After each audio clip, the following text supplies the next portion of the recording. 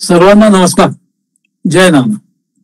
आपण चैतन्यपीठाच्या युट्यूब वाहिनीवरून आत्मसंवाद ही प्रबोधन मालिका गेल्या सुमारे 4.5 वर्षापेक्षा जास्ती काळापासून प्रसारित करीत आहोत. या प्रबोधन मालिकेमध्ये आपले सद्गुरू आदरणीय बाबा महाराज आपल्याला बहुमोल अशा वेगवेगळ्या विषयांवर प्रबोधन करीत असतात. गेल्या सुमारे 36-37 पुष्पांपासून आदरणीय बाबा महाराज आपल्याला श्री दत्त पुराण याविषयी प्रबोधन करीत आहेत. आत्मसंवादाच्या मागील पुष्पात आदरणीय बाबा महाराज म्हणाले की आपण बघितले की कार्तिवीर्याला वर प्राप्त झाल्यावर सुद्धा तत्वज्ञान प्राप्त व्हावे या लालसेने पुन्हा भगवान दत्तात्रयांकडे तो गेला व जणू परीक्षा घेण्यासाठी त्याच्याकडे भगवान दत्तात्रयांनी दुर्लक्ष केले व मात्र आपला हा जो शिष्य आहे हा खरोखर मुमुक्षु आहे व समर्पण भावाने शरण आलेला आहे हे पाहून त्यावर ते प्रसन्न झाले. राजा आता भगवान दत्तात्रयाची स्तुती करतो आहे. ही स्वामी महाराजांनी अतिशय उत्कृष्टपणे ग्रंथित केली आहे. ती आता आपण बघणार आहोत असे बाबा महाराज म्हणाले. हा कार्तिवीर्य म्हणतो की वस्त्रातील तंतूप्रमाणे हे विश्व ज्याच्या ठिकाणी सर्व बाजूने सामावलेले आहे त्या नारायण असलेल्या तुम्हाला मी शरण आलोय. संसारात शिरलेल्या विषय सौख्यामध्ये रंगलेल्या मला कृपाळू होऊन परतंत्र असलेल्या माझ्याकडे हे हरे तू मी स्मरण करताच माझ्याकडे या.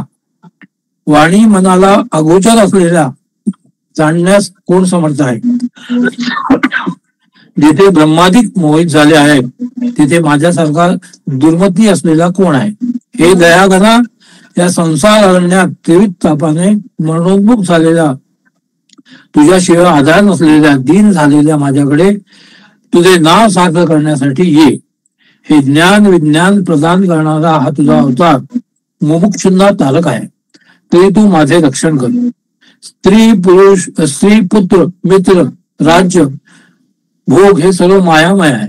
सर्व ठिकाणी उद्वेग उत्पन्न करणाऱ्या या सर्वांचा मला काय उपयोग आहे. या उग्र संसार चक्राशिवाय हे राजा मी कशालाही भीत नाही. या संसार चक्राच्या नाशासाठी तुझ्या चरण कमली मला निवास दे. त्यामुळे मी संसार मुक्त होईल. तुझ्या चरणी विन्मुख असलेल्या कोणातरी अभक्ताच्या ठिकाणी हा विषय प्रसंग ठीक आहे पण सार जाणणाऱ्या माझ्या ठिकाणी तो अर्थ प्रसंग कसा सुखी होईल. तुझ्या कृपाप्रसादाने मला आता ऐहिक पारलौकिक भोगाची मुळीच इच्छा राहिली नाही. सर्व प्रकारच्या वासनांनी वाढलेल्या दुष्ट योगांचा विलय करणाऱ्या योगाचा तू उपदेश कर. खरोखर अत्रि अनुसया दोघे धन्य आहे ज्यांच्यामुळे संसार निवर्तक वेदांनी जाणण्यास योग्य असे तुझे ते पद या जगात सुलभ झाले आहे. हे वासुदेवा पुराण पुरुषोत्तमा ऋषिकेशा तुला माझा नमस्कार असो. अशी स्तुती करून तो राजा शांत झाला. इतक्यात ब्रह्ममुहूर्त अनेक सिद्ध आले. दत्तात्रयाला नमस्कार करून प्रदक्षिणा घालून निघून गेले. प्रातःकाली माती जल घेऊन शांत तपा नावाचा शिष्य जलातून भगवान दत्तात्रयाकडे आला. पुन्हा दुसरा कोणीतरी शिष्य मौन स्वीकारून नैऋत्य दिशेला निघून गेला आणि माती जल समिधा घेऊन परत आला. शौच मुखमार्जन करून स्नान करून देव ऋषी तर्पण तो करू लागला. तो आणखी एक वळकल भस्म सर्व घेऊन तिथे आला आणि यथाविधी अनेक करून ज्ञानात निश्चित दृष्टी लावून बसला. तेथे असलेला राजा खिन्न झाला. त्यावेळी शांतसभा म्हणाला हा धार्मिक भक्त असलेला राजा खिन्न झाला आहे याची उपेक्षा योग्य नाही. भगवान असून म्हणाले तू सम्राट आणि संपन्न असूनही कोणत्या कारणामुळे खिन्न झाला आहेस. अरे माझ्या भक्ताला काय दुर्लभ आहे. डोळ्यात पाणी आणून तो सम्राट म्हणाला ही परीक्षा आता भगवान पुरे करा. योग्य माणसाला योग्य ज्ञान द्यावे असे विद्वान म्हणतात. तहानलेल्याला पाणी, भुकेल्या माणसाला अन्न, दरिद्र माणसाला दान तसेच मुमुक्षु मानवाला ज्ञान द्यावे हे सर्वज्ञ असलेला तू जाणतो आहेस. वाणी मनाला अगोचर असलेले शुद्ध ब्रह्म एक आणि ते असत्याहून श्रेष्ठ आहे आणि दिसणारे सर्व रज्जूवर भासणाऱ्या सर्वांप्रमाणे माईक आहेत असे वेदांती म्हणतात. अनादि ते सत्य आणि जे मिथ्या ते कसे दिसते असे दुसरा कणाद म्हणतो. तर या परमेश्वराचे उत्तमत्व कर्मानेच आहे असे मीमांसक म्हणतात. दुसरे सांख्य मतवादी प्रधानकारक श्रेष्ठ मानून जीवनात्मक मानतात. तर काही क्षणिकवादी द्वंद्व पाप पुण्यादी निमित्त मानून आत्मा क्षणिक मानतात. राजा म्हणतो की मोक्षाशिवाय माझी कोणतीही वासना आता उरली नाही. या भवसागरातून कोणत्याही युक्तीने माझा उद्धार कर. हे ब्रह्मादिकांना तूच परमगुरु आहेस. भगवान दत्तात्रय म्हणाले, शास्त्रांचे एकच तात्पर्य सांगितले आहे. तू संशयाचा भेद करणारा बृहस्पती इंद्राचा संवाद आहे. यातील एक शब्दाचे अद्वैत ब्रह्मामध्ये तात्पर्य आहे. केवळ प्रत्यक्ष प्रमाण मांडणाऱ्या चार्वाकाचे मन वाचाव्याचे कामशास्त्र, विश्वकर्माचे शिल्पशास्त्र आदी शास्त्रे स्वतःच्या शिष्यांना शिकवणाऱ्या गुरूंना नमस्कार करून इंद्र म्हणाला, प्राण्यांना जन्मताच कामादी असल्याने विषयात्मकता निर्माण झाली आहे. तर मग विद्वान माणसाने या अर्थाला सांगणाऱ्या शास्त्रांनी नेमके काय करावे? तत्वाला पाठ फिरवल्याने विषयाक्रांत चित्त झालेल्यांना या तत्वाचा काय उपयोग? बृहस्पती म्हणाला, या शास्त्रांनी क्रमाक्रमाने चित्त शुद्धी होते. याविषयी संशयाचा छेद करणारी माझी 7 उदाहरणे तू ऐक. अशा प्रकारे इथपर्यंत आदरणीय बाबा महाराजांनी अतिशय सुंदरपणे हा अध्याय समजावून सांगितला व म्हणाले की भगवान दत्तात्रय आता राजाला वेदांत समजावून सांगत आहे. व इथे आदरणीय बाबा महाराजांनी आपल्या प्रबोधनाला स्वल्प विराम दिला. मी बाबा महाराजांना विनंती करतो की त्यांनी आजच्या प्रबोधनाला सुरुवात करावी. नमस्कार.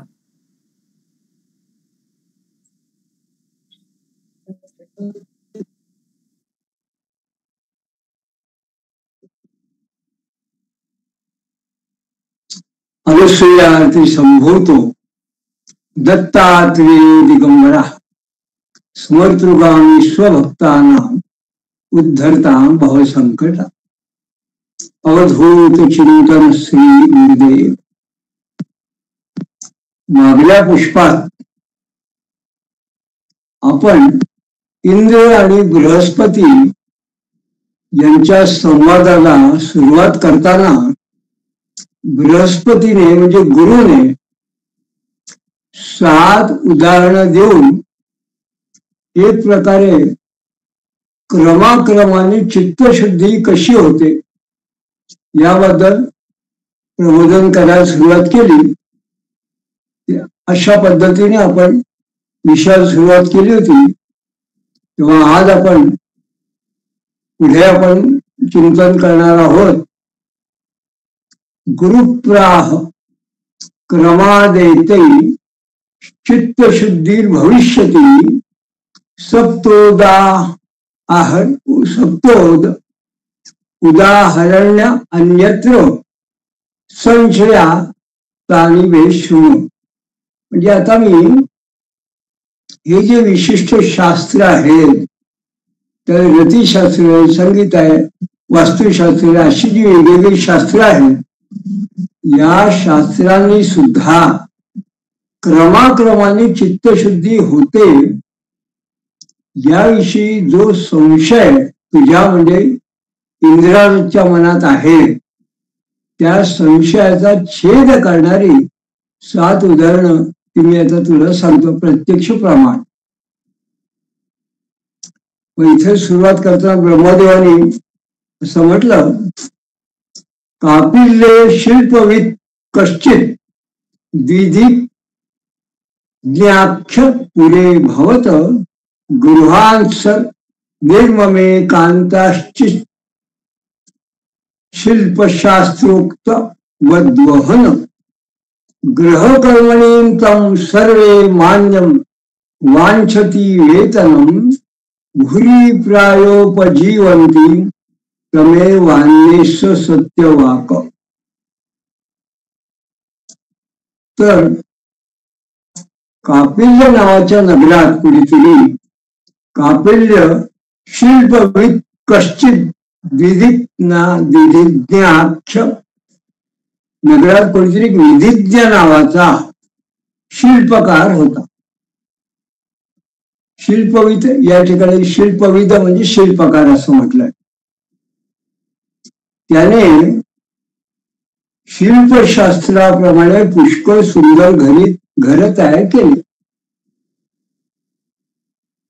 आणि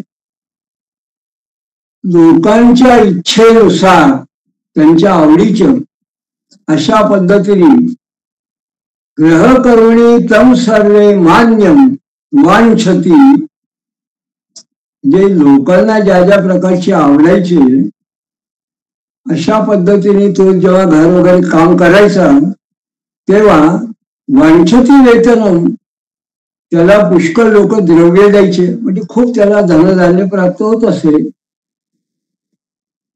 आणि भूरी प्रायोपजीवंती तमे वा अन्येष सत्यवाक, आणि इतर दुसरे लोक सुद्धा त्याच्याजवळ राहून जणू काही आपण असं म्हणतो की त्याच्या आश्रयाने उपजीविका करीत असत.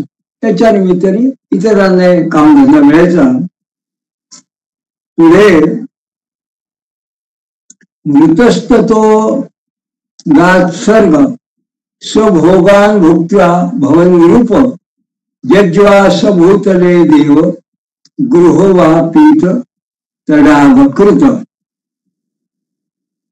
म्हणजे असा जो खरं बोलणारा सत्यवादी तो जेव्हा मेला आणि त्यानंतर तो स्वर्गात अनेक भोग भोगून मग तो पुन्हा दुसऱ्या जन्मामध्ये राजा झाला.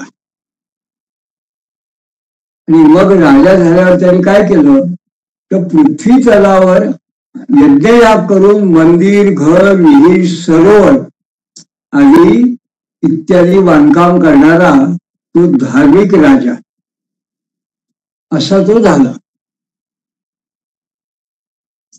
यज्वा स्वभूतले, त्यांनी यज्ञ केले. मग देवगृह वापी म्हणजे मंदिर, घर, वापी, तडाग, विहिरी, सरोवर वगैरे अशा पद्धतीने त्यांनी सगळं बांधकाम केलं.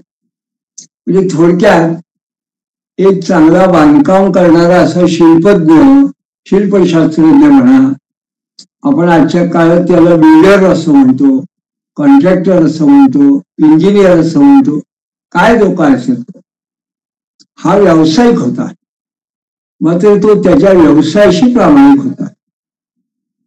आणि अशा व्यवसायात असणारा तो जो फक्त आपण म्हणावं की तो त्याच्या व्यवसायातच घडलेला असा, गुंतून गेलेला असा, पण तो त्याच्या सत्य बोलण्यामुळे आणि त्याने अनेक लोकांना आश्रय दिल्यामुळे तो जेव्हा गेला तेव्हा तो स्वर्गात गेला त्याच्या त्या विशिष्ट त्याच्या कार्याच्यामुळे.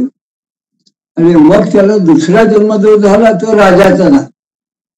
मग राजाचा जन्म झाल्यानंतर सुद्धा त्यांनी मंदिरं बांधली, यज्ञ केले, पण मंदिरं बांधली, विहिरी बांधल्या, तलाव निर्माण केले. अशा पद्धतीने त्यांनी सगळं पुन्हा कार्य विशेष लोकांच्या हितावं असं त्यांनी कार्य केलं.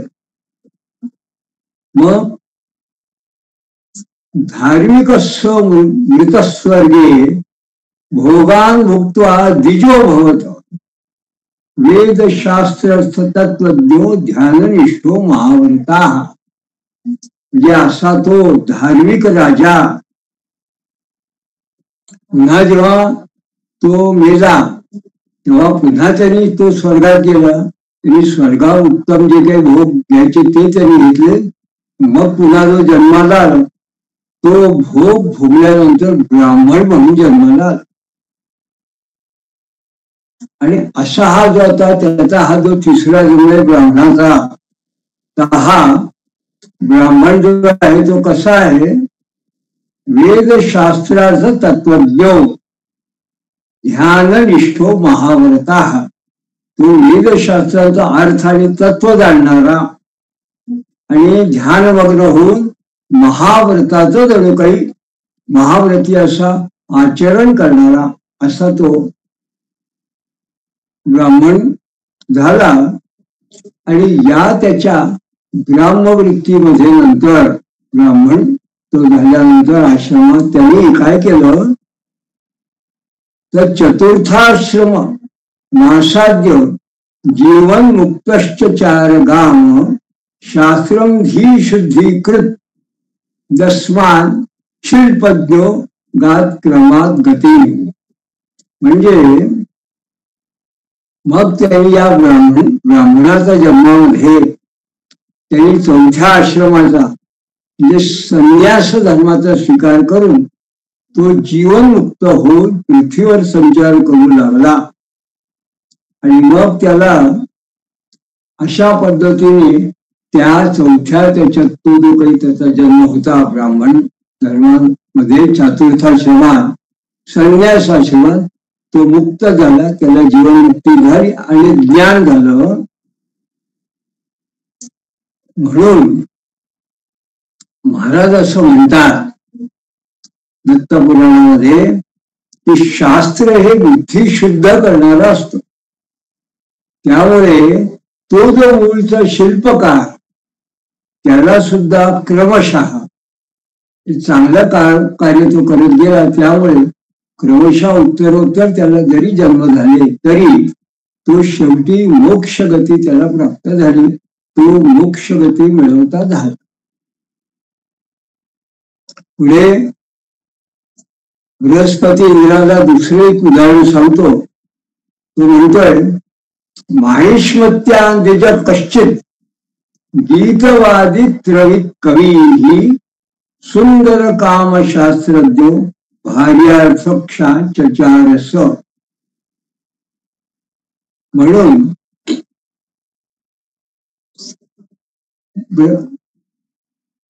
बृहस्पती असं सांगतात की हे जे दुसरं उदाहरण आहे ते कुणाचं आहे. ते एक माहिष्मती नगरी कोणी एक गायन वादन जाणणारा संगीत शास्त्र असं संगीतज्ञ बुद्धिमान आणि सुंदर असा ब्राह्मण हा राहत होता. आणि तो विशेष काय तर तो कामशास्त्र ज्याच्यातही तो प्रवीण होता ते त्याची त्याला अत्यंत जाण होती. आणि मग हा संगीत शास्त्रज्ञ संगीतकार ज्याला कामशास्त्राची विशेष त्याला आकर्षण असल्यामुळे हा भार्यार्थक्षा चचारस तो उत्तम अशा पत्नीसाठी पृथ्वी तलावर हिंडू लागला. तद्वार दज्ञो नृप कश्चित तस्मै कन्या व्यदर्शयत शास्त्रोक्त सर्व लक्षाढ्याम दृष्टो वोर्चित मूर्छितो भवत. म्हणजे तो असा जो फिरणारा असा हा संगीतज्ञ असा जो सुंदर ब्राह्मण होता किंवा त्याला काय हवं आहे त्याचं चित्त जाणून कोणीतरी एका राजाने त्याला स्वतःची कन्या दाखवली. स्वतःची आणि शास्त्रानुसार ती जी कन्या उत्तम सौंदर्यवती सर्व लक्षणांनी युक्त कारण हे त्याला शास्त्र माहिती होतं काय काय लक्षणं असतात. त्याने उत्तम अशी ती कन्या पाहिल्यानंतर दृष्टोमोच्च मूर्छितो भवत त्याला मूर्छना जणू आली. त्याला घेरी आली की तो जणू काही चकित होऊन तो बेशुद्ध पडला. आणि मग सापितम चकमेकांतम हृष्टो राजसुता ददौ राज्याधर्म अपि वै धर्मम अपि तस्मै स द्विजो रेवे तया सह. म्हणजे त्याच्या कन्येला सुद्धा तो सुंदर तरुण आवडला मनापासून आवडला. तेव्हा राजाने ती कन्या त्याला दिली त्याचा विवाह लावून दिला आणि अर्ध राज्य सुद्धा राज्यार्धम अपि अर्ध राज्य सुद्धा त्याला दिलं. मग तो ब्राह्मण तस्मै सद्विजो रेवे तयासह तो आपल्या पत्नीसह आनंदाने रममाण होऊ लागला संसारात. मग या ठिकाणी महाराज असं म्हणतात सुखम यदात्मनो रूपम सर्वे हो परतो स्फुटम वाङ्मनो गोचरम नित्यम श्रेष्ठमात्यंतिकम परम. जे स्वतःला साधेस असं सुख असतं, सुखम यद आत्मनो रूपम, ते सर्व इंद्रिय प्राण आणि अंतःकरणाच्या समाधानाला निश्चित कारण होत. तर असं जे सुख आत्यंतिक, जे त्याला एखाद्या जर आवडत असेल, स्वतःला साधेस अशा पद्धती जर सुख असेल, तर ते एखाद्या व्यक्तीला जर तसं प्राप्त झाले तर ते परम सुख असत. आणि ते मग कसं असतं, ते इंद्रिय प्राण आणि अंतःकरण ज्याला समाधान देणार, ज्याला कारणीभूत असत. पण विशेष ते काय आहे, असं जर का विशिष्ट सुख जे समाधान उत्तम करून देणार आहे, मनुष्यानंदमारभ्या ब्रह्मानंदा अंतमेव यत दशोत्तर गुणम तत्तु ब्रह्मानंदा शतोगतम. म्हणजे प्रारंभी मनुष्याच्या आनंदाला आरंभ करून जे सुख शेवटी ब्रह्मानंदात परिणत होतं, ते जे सुख आहे ते दशगुणांनी वाढत जे ब्रह्मानंदाच्या अंशापर्यंत गेलेलं, जे दशोत्तर गुणो तत्तु ब्रह्मानंदा अंशस्तो गतम वृत्त्यारूढंच तत्पूर्णं भाव्यते रतिकर्मणा विदिज्ञेन न मूर्खेण तत्सौख्यम सुलभत सदा. म्हणजे मग ते अगदी जवळ रती सुख का असेना, पण स्त्री पुरुष संयोगाने किंवा अगदी कामवृत्तीने असं सुद्धा ते जर रती सुख असेल, पण ते अशा पद्धतीने जे पूर्णत्वात जाणार असेल, तर अशा पद्धतीने जर काही त्यांनी ते सुख मिळवलं. पण यात काय आहे, विदिज्ञेन न मूर्खेण हा शब्द या ठिकाणी महत्वाचा आहे. कारण याच्यात काय आहे की एक सूक्ष्म असा भेद आहे.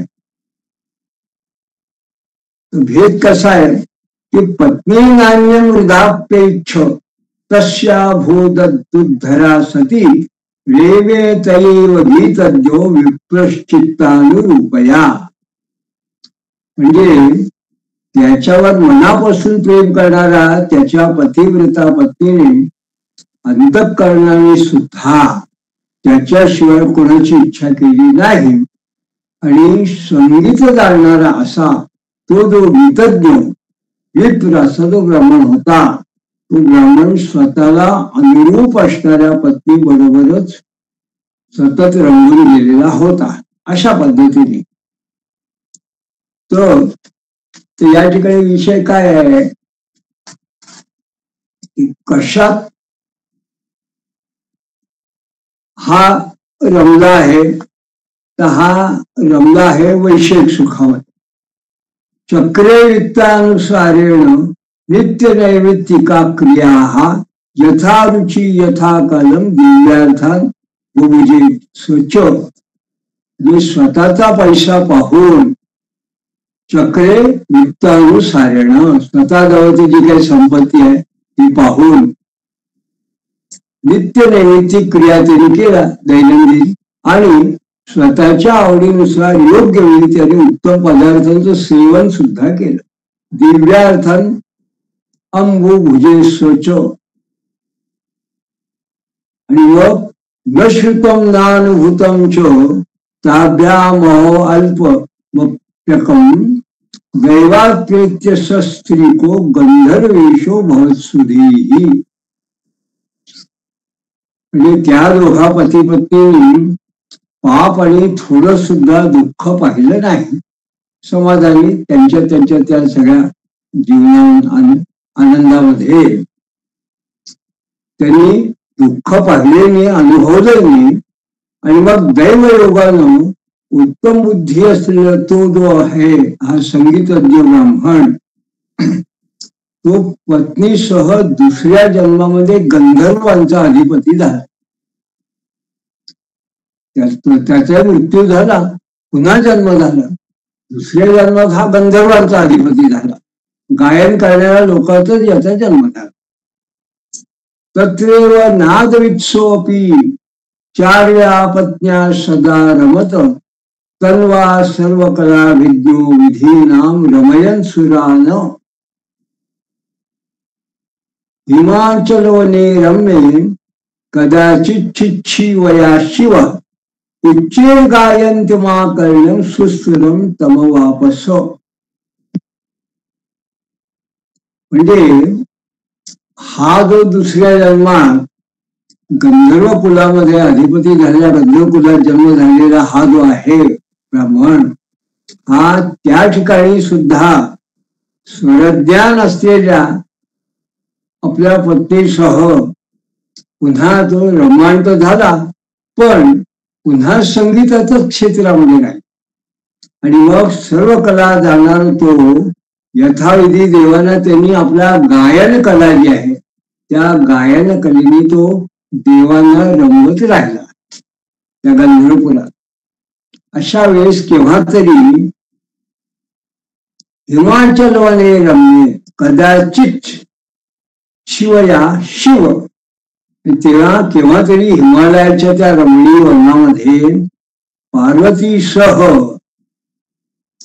शंकर ते जेव्हा आले तेव्हा उच्चे गायन तेव्हा आकर्ण्य सुस्वरम तम वापस हो, तेव्हा उच्च स्वरात उत्तम पद्धतीने गाणाऱ्या त्या गंधर्वाजवळ ते भगवान शिव स्वतः आले. मग स्वतः भगवान शंकर आल्यानंतर नत्वेशम सहपत्न्या स्वनादज्ञो मंजुरस्वरा गीतेर तोषयत प्राह मौली मांदो लय शिव.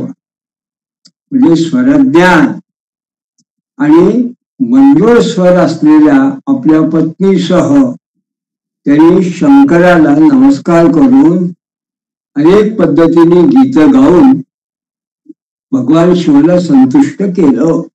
नत्वेशम सहपत्न्यासो नादज्ञो, ज्याला नादाचं संगीताचं ज्ञान येतो, आणि गीतैर तोषयत प्राह, तरी संतोष होईल भगवंताला, अशा पद्धतीने त्यांनी केलं.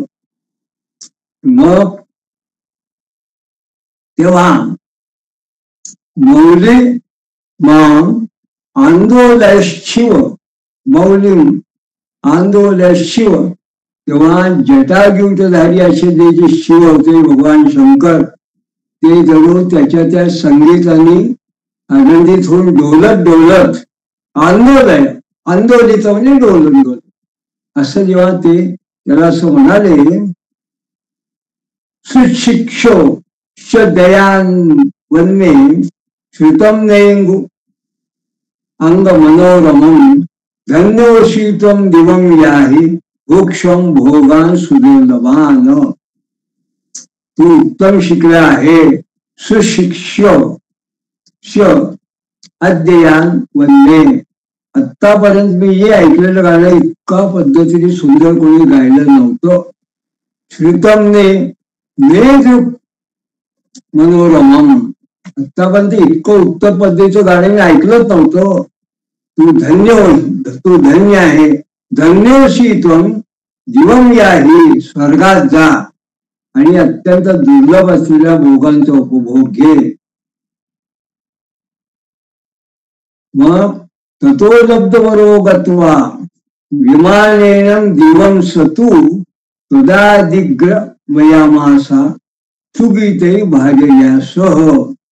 असा भगवान शिवाकडून वर मिळालेला तो लब्धवरो गत्वा, तो नंतर वर मिळालेला तो विमानानं स्वर्गातून पत्नीसह त्यांनी उत्तम गाण्याने इंद्रा तुझ्यासह सर्व देवांचं मनोरंजन केलं. सुगीतही भार्ययासह, बायकोबरोबर. आणि मग कदाचित ब्रह्मलोके भून महोत्साहो अखिलासुराः संप्राप्तास्तत्र सदसी गंधर्वा अप्सरसो जगुहु. म्हणजे केव्हा तरी ब्रह्मलोकात जेव्हा मोठा उत्सव झाला, कदाचित ब्रह्मलोकी भूल महोत्साह हो, आणि मग अखिलासुरा त्याला सगळे देव आले आणि त्या सभेत गंधर्व अप्सरांनी गायन केलं. तर तथानद्ध घन छिद्रन्वाद्यैः सुमंजुलम तत्र सर्वेषु गायत्सु ब्रह्मेकाग्रमना अभूत.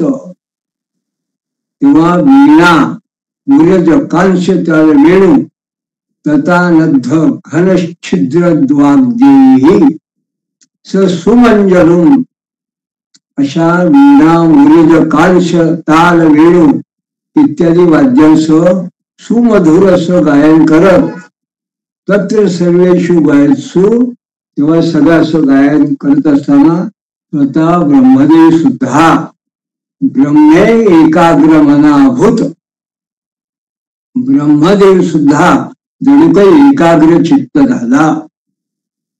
तेव्हा ब्रह्मदेवाने असं पाहिलं आणि म्हणाला, ब्रह्मां हेषा तु सर्वेषां कोयम गायती सुस्वरम तदा तयेंद्र सदृष्टे दर्शितो नेत्र सद्यया.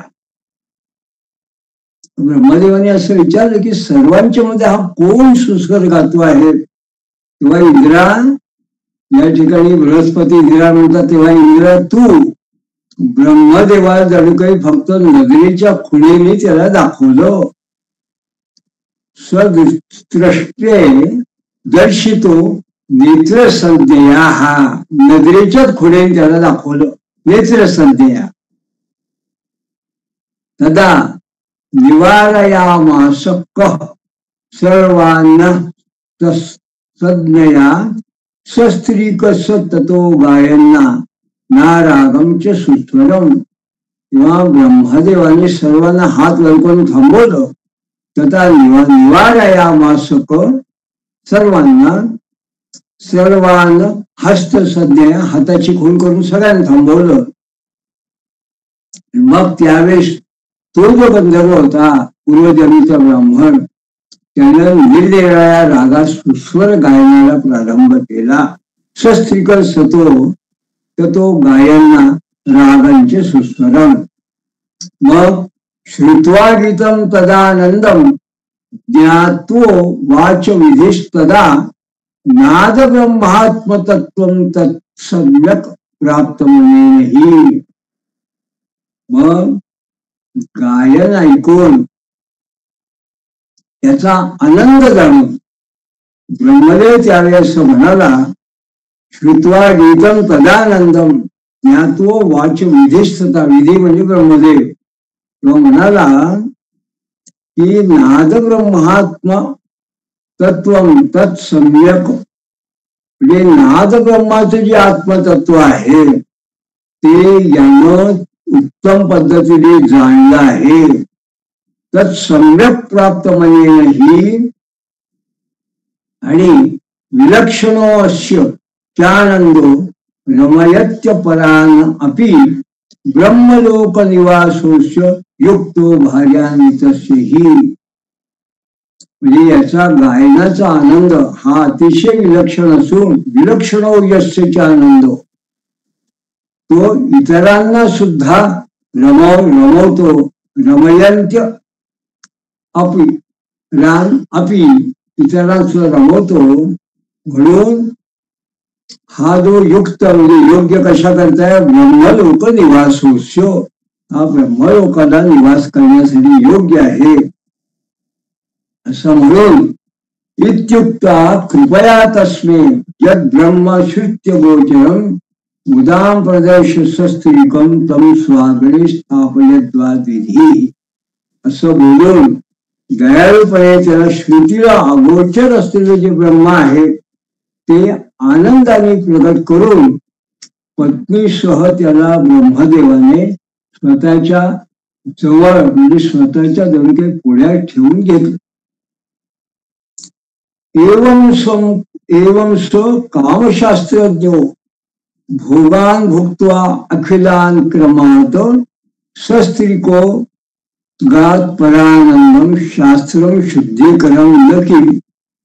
म्हणजे अशा प्रकारे कामशास्त्र जाणणारा तो ब्राह्मण तो क्रमशः सर्व भोग भोगून पत्नीसह परानंदाला म्हणजे मोक्षाला प्राप्त झालं.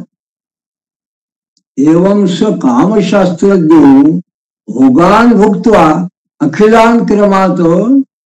मग महाराज या ठिकाणी असं म्हणतात की हा जो आहे बृहस्पती आहे इंद्राज असं म्हणतो. मग शास्त्रम शुद्धीकरण न किम. मग शास्त्र हे क्रमशः शुद्धी करणारा नाही का.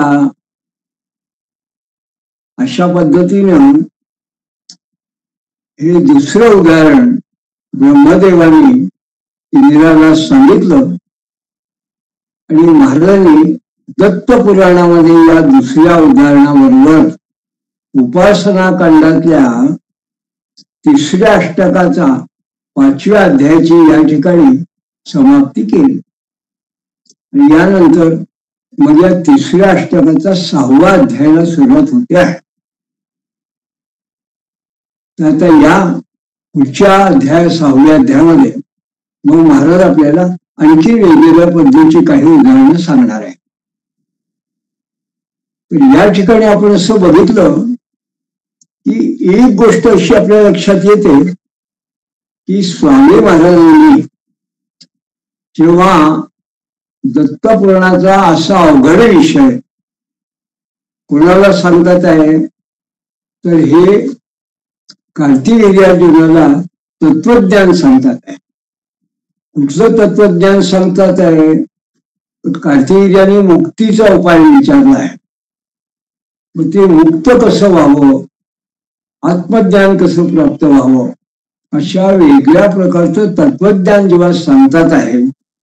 पण ते एक अतिशय आगळ्या पद्धतीने स्वामी महाराजांनी जणू काही कथा पद्धतीने, रंजक पद्धतीने, दृष्टांत पद्धतीने आपल्या समोर भगवान दत्तात्रेय या सहस्रार्जुनाला जी कथा सांगतात त्या कथेच्या स्वरूपात हळूहळू सर्वच आपल्यासमोर विषय प्रगट करतात.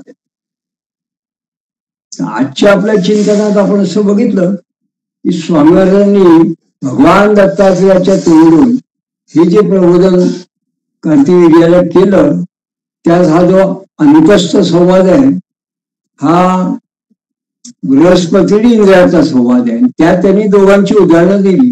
एक काय आहे, एक शिल्पशास्त्रज्ञ आहे आणि दुसरं संगीतज्ञ आहे. हे दोन काय आहे, हे दोन वेगळ्या पद्धतीचे व्यावसायिक आहेत. हे काय अध्यात्मशास्त्र दृष्टीने कार्य करणारे धार्मिक किंवा कर्मकांड किंवा वैदिक ज्ञानी वगैरे अशा पद्धतीने ज्याला आजच्या काळात आपण व्यावसायिक म्हणतो.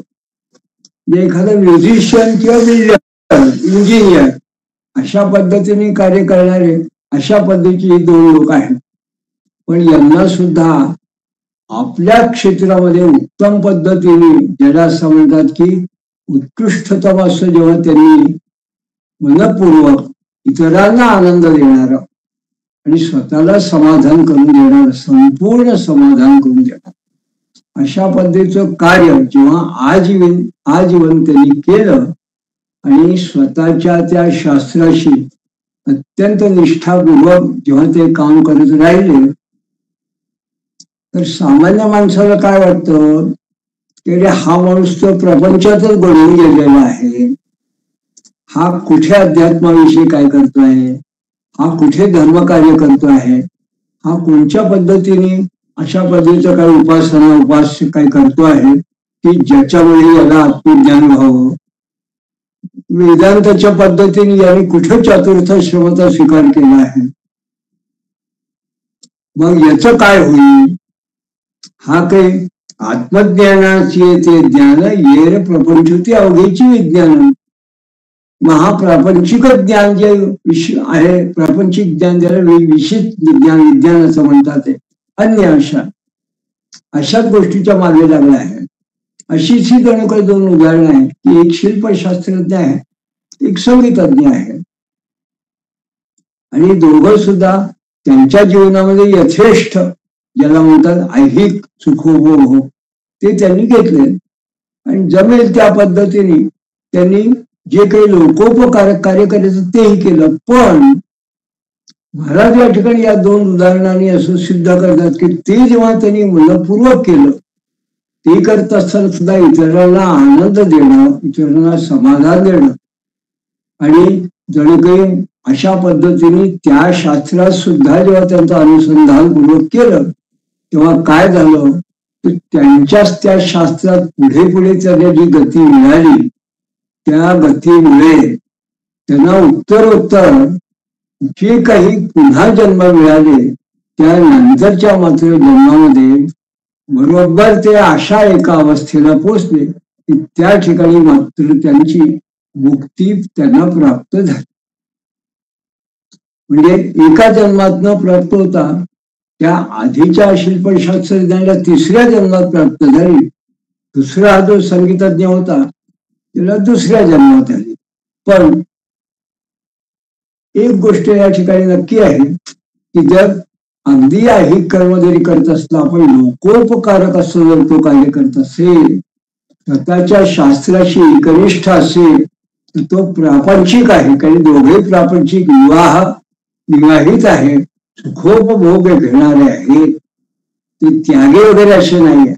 पण तरी सुद्धा यांना सुद्धा मुक्ती मिळते, मिळू शकते. हे जवळ महाराजांनी या ठिकाणी सांगितलं आहे. आपण जेव्हा भगवद्गीतेचा सुद्धा आपण परामर्श घेतो आणि मग जेव्हा असं आपण म्हणतो की शुचिराम श्रीमतांगे हे योग विष्णू विजायते, जे एखादा जेव्हा साधक एखाद्या जन्मामध्ये आयुष्यामध्ये जेव्हा योगशास्त्राला, उपासनेला किंवा अन्य जी त्याचा मार्ग असेल त्याला जेव्हा सुरुवात करतो तेव्हा आता मला याची डोळी देही, याची डोळा, आता मला मुक्ती मिळेल का, मला जे काही शास्त्रात मला पुढे वाढायचं ते मला इच्छित प्राप्त होईल का, असं जेव्हा त्याच्या मनात संशय असतो तेव्हा गीतेने जे सांगितलं की जर त्याचं ते विशिष्ट उपासना, त्याचं जे काही कार्य असेल ते अर्धवट राहिलं तर त्याचा जेव्हा पुनर्जन्म होतो तेव्हा मग त्याला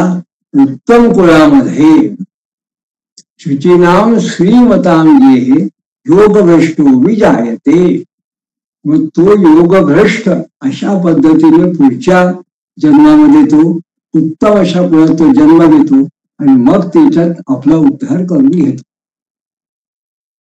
अशा पद्धतीने माऊलीने सुद्धा वर्णन केल्यानंतर सांगितलं की असा जो कोणी योगभ्रष्ट असेल त्याला काय बालपणीच सर्वज्ञता वरीच आहे, त्याला लहानपणीच बालवयाचं जणू काही सगळं ज्ञान होऊन जातं, असा हा योगभ्रष्ट असतो. ते एक वेगळ्या पद्धतीने भागवतात सुद्धा सद्योमुक्ती आणि क्रममुक्ती याचं वर्णन केलेलं आहे.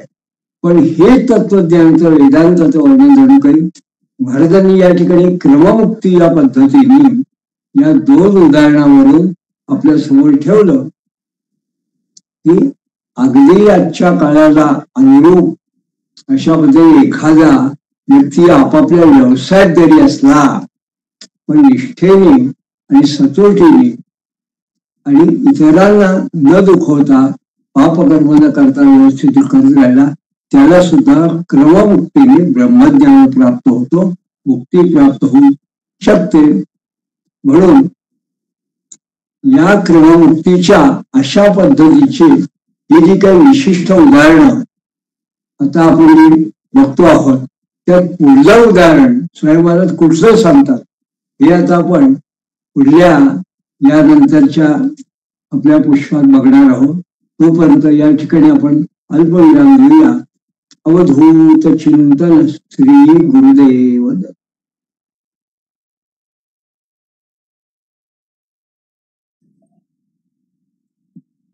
नमस्कार.